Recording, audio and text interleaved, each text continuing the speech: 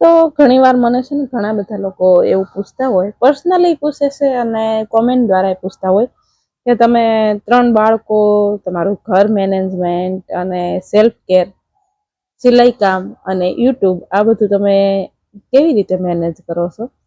તો આટલું બધું હું કેવી રીતે મેનેજ કરું ને એ આજનો આખો દિવસ હું તમારા સાથે પસાર કરીશ અને શેર કરીશ. તો કન્ટિન્યુ બના રહેજો વ્લોગમાં. તો સૌથી પહેલા તો જય Shri Krishna, good morning, welcome to my new vlog. તો તમારા બધાનું સ્વાગત છે મારી ચેનલમાં આજના એક નવા અને ફ્રેશ વ્લોગમાં. નવા હોય તો ચેનલ સબસ્ક્રાઈબ કરી દેજો અને વિડીયો ગમે તો લાઈક કરી દેજો. તમે વિડીયો જોઈને પછી લાઈક કરવાનું ભૂલી જાઓ છો એટલે મારે હર વખત કહેવું પડે છે. અને લાઈક કરવાનું અને સબસ્ક્રાઈબ કરવાનું બિલકુલ ફ્રી છે, એટલે પ્લીઝ સબસ્ક્રાઈબ કરવાનું ભૂલતા નહીં. તો સૌથી પહેલા વાત કરું તો સેલ્ફ કેરની, કારણ કે સવારમાં હું 6:30 યા 7 વાગે ઉઠું છું. તો અડધો કલાક હું મારા માટે ટાઈમ કાઢું છું. સવારે ઉઠીને ગરમ પાણી પીઉં છું, થોડી વાર 20 મિનિટ કસરત કરું છું, 10 મિનિટ યોગા કરું છું અને પછી નાહી ધોઈને ફ્રેશ થઈને દીવાબત્તી કરું છું. દીવાબત્તી કરી અને સવારનો નાસ્તો અને લંચ બધું સવારે જ બનાવી દઉં છું, કારણ કે મારા હસબન્ડ ટિફિન લઈને જાય છે એટલા માટે. તો પછી બપોરે હું જમવાનું નહીં બનાવતી, સવારમાં જ બનાવી દઉં. બપોરે ખાલી રોટલી બનાવવાની રાખું છું બાકી.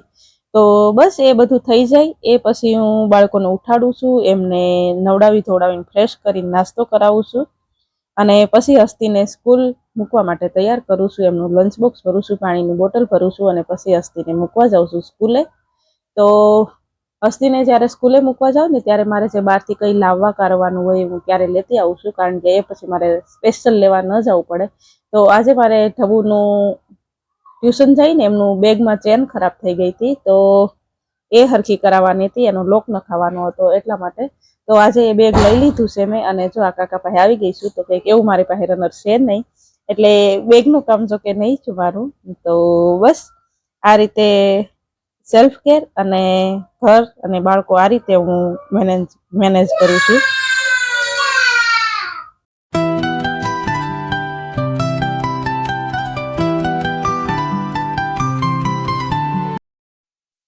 હસ્તીને હું 12:30 સ્કૂલેથી મૂકીને આવી જાઉં છું અને પછી મારે એક પોતું જ બાકી હોય અને બપોરનું જમવાનું બાકી હોય ને હું મારું કામ છે ને બધું સ્ટેપ બાય સ્ટેપ કરું છું. સવારમાં કચરો કાઢી દઉં છું, કપડાં સુકાવી દઉં છું અને વાસણ ધોઈ દઉં છું, છોકરાઓને નવરાવી દઉં છું.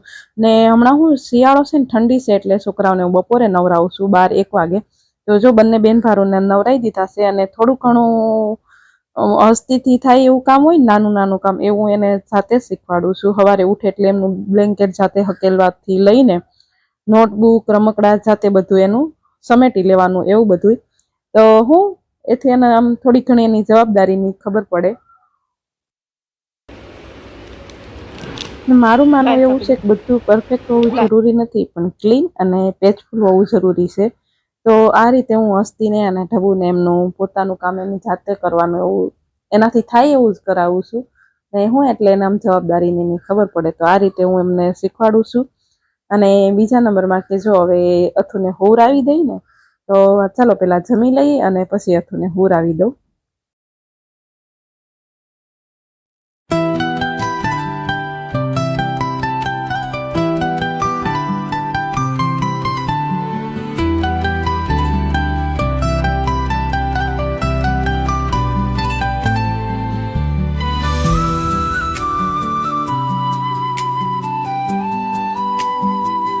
તો બપોરનું જમીન પછી અથર્વને હુવરાવું છું અને અથર્વ હુઈ જાય ને એ પછી મને ઊંઘવાની આદત છે નહીં. બપોરે ક્યારે મારા પપ્પાને ઘરે હતી તોય હું નહોતી ઊંઘતી અને અહીંયા ક્યારેય હું બપોરે ઊંઘતી નથી. તો એ બપોરનો ટાઈમ હોય ને ત્યારે મારો ફેવરિટ પાર્ટ આવે, એટલે કે સિલાઈ કામ કરવાનું. તો એ મને 1-2 કલાકનો જે ટાઈમ મળે ને એ ટાઈમમાં હું સિલાઈ કામ કરું છું. બહુ વધારે નથી કરતી, પણ એકાદું બ્લાઉઝ કે એકાદું ડ્રેસ બનાવું ને આ કામ ખાલી પૈસા હાટું નથી કરતી, પણ આ કામ કરવાથી છે ને મને આમ એટલી ખુશી મળે ને કે એની વાત જ નહીં પૂછો. અને મારું ફેવરિટ કામ છે. મને બીજું કંઈ કામ નહીં કરવાનું ગમતું, પણ મને સીવવાનું બહુ ગમે છે. ને બીજા નંબરમાં કે તમે કોઈ પણ કામ દિલથી કરો ને એ કામમાં તમને ક્યારેય થાક નહીં લાગે. એ મને તો અનુભવ છે, પણ તમને હશે, તમને જે કોઈ કામ ગમતું હોય એમાં તમને થાક નહીં લાગે.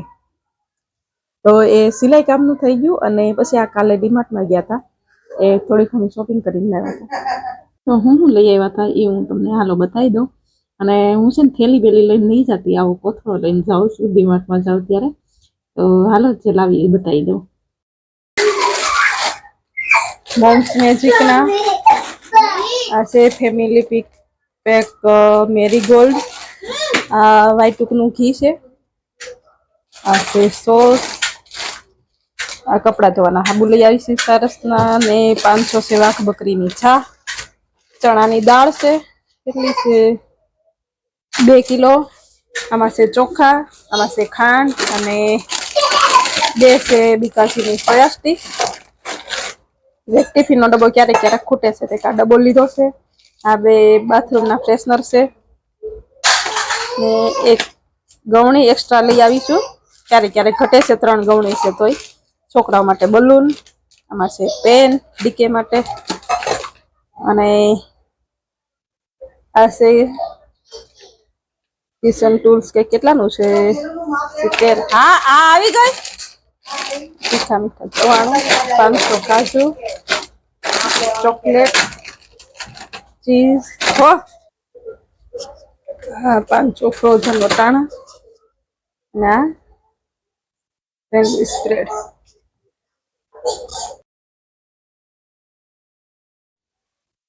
તો બસ જો એ બધું હું ડીમાર્ટમાંથી લઈ આવી હતી, એ તમને બધું બતાવી દીધું. અને અત્યારે બનાવવાનું હતું ભીંડાનું શાક, તો ભીંડાનું શાક અને બાજરીના રોટલા. પણ હસ્તી કહે કે ભીંડાનું શાક નહીં ખાવું મમ્મી, ભૂંગળા બટેકા બનાવી દે. તો જો એક બાજુ બટાકા બાફા મૂકી દીધા છે, અને હાલો પેલા ભૂંગળા તળી લઈ અને પછી આપણે બટાકા વઘારી લઈએ. તો એમાં હસ્તીની ને ઢબુની થોડીક હેલ્પ લેવું, કારણ કે બટાકા ફોલવામાં એ હસ્તીને બેને ગમે છે બટાકા ફોલવાનું, એટલા માટે.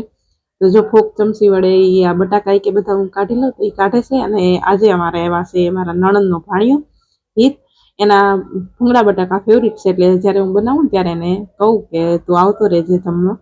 તો જો એ આવી ગયો છે, તો હાલો હવે આપણે બનાવી દઈએ.